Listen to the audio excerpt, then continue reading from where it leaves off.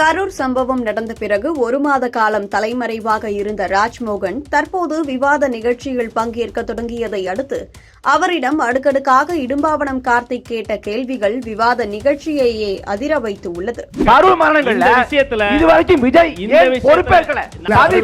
என்ன செய்யணும்? நாங்க சதி கோட்பாடு நான் சொன்னா ஆதரவு இந்த கட்சி பிஜேபியா உண்மை வெள்ளவங்க என்ன உண்மை வரப்போகுது? சதி நடந்துச்சா? நீங்க கேட்ட கேள்வி நான் சொல்றேன். சதி நடந்துச்சானே ஆலோசனை இந்த கட்சி அது நீதிமன்றம். அவர் எங்க கட்சி எங்க புது சொல்றாரு உண்மை வரும்ங்கறாரு. அது நீதி கோட்பாடுங்கறாரு. ஆமா அப்படி இருந்தா உண்மை என்ன சரி? நீங்க ஏன் பண்றீங்க? சட்டப்பரம் கூட அத வச்சு அரசு பண்றீங்க. யார் நாங்க பண்றோமா? நீங்க பண்றீங்க. நீங்க தான் பண்றீங்க. மனசாட்சி இல்லாம களத்து விட்டு போயிட்டு சரி அந்த களத்துல ஓடி போயிட்டு. கரூர் சம்பவம் நடந்த பிறகு தாவேகா விஜயின் நடவடிக்கைகள் பற்றி எழுந்த சந்தேகங்கள் நாளுக்கு நாள் அதிகரித்துக் கொண்டே வருகின்றன. ஒரு பொது தலைவராக மக்கள் பாதுகாப்பு, நம்பிக்கை மற்றும் வெளிப்படைத்தன்மை ஆகியவற்றை முன்னிறுத்த வேண்டிய நேரத்தில் தாவேகா பொறுப்பாளர்களின் செயலிழப்பு மக்கள் மனதில் தீவிரமான கேள்விகளை எழுப்பியது. சம்பவம் நடந்தவுடனே ஒரு மாத காலம் எந்த தெளிவான பதிலும் இல்லாமல் தலைமறைவாக இருந்தது மக்களை பற்றிய அக்கறையின்மையாகவே பலரால் கருதப்பட்டது. மாநிலம் முழுவதும் பெரும் அதிர்வை ஏற்படுத்திய இந்த சம்பவத்தில் தலைமைத்துவம் முன்னிலை வகித்து உண்மை நிலையை விளக்கி பொதுமக்களை நிம்மதிப்படுத்த வேண்டிய கட்டாயம் இருந்த போதும் அதன் எதிர்மாறாக அமைதியாக பின்வாங்கும் போக்குதான் வெளிப்பட்டது.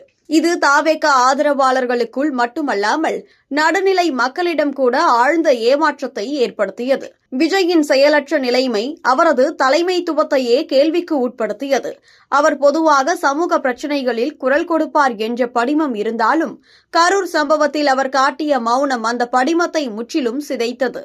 மக்கள் எதிர்பார்த்தது நம்பிக்கையூட்டும் நிலைப்பாடும், தவறுகள் நடந்திருந்தால் அதை ஒப்புக்கொண்டு சரி செய்யும் பொறுப்புணர்வும் தான்.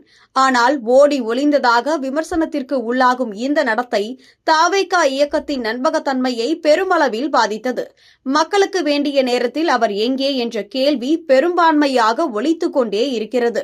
சமூகத்துக்கு முன்னுதாரணமாக நிற்க வேண்டிய தலைவர்கள் பொறுப்பிலிருந்து விலகி ஒதுங்கும் போது அது பொதுமக்களின் தீவிர அச்சத்தை உருவாக்குகிறது. குறிப்பாக இளம் தலைமுறையை திரட்டும் சக்தியாக இருந்த தாவேகா இந்த சம்பவத்திற்கு பிறகு கட்டுக்குள் வைத்திருந்த நம்பிக்கையை இழந்தது போன்ற நிலை உருவாகியுள்ளது.